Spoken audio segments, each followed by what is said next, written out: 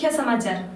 અરવલ્લી જિલ્લાના ભિલોડા તાલુકા પંચાયતમાં કોંગ્રેસે સત્તા હાંસલ કરતા કોંગ્રેસ કાર્યકરો અને ગ્રામજનોમાં આનંદની લાગણી જોવા મળી રહી છે।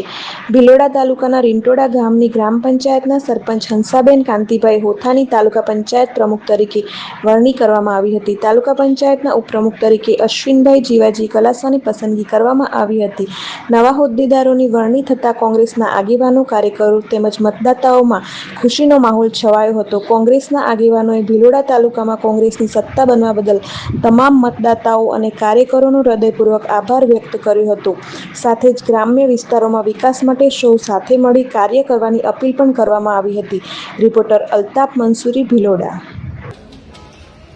હંસાબેન કાંતિભાઈ હોથા તાલુકા પંચાયતના પ્રમુખ તરીકે ઉમેદવારી નોંધાવી હતી અને તાલુકા પંચાયતના ઉપપ્રમુખ તરીકે અશ્વિનભાઈ કલાસવાની ઉમેદવારી નોંધાવી હતી।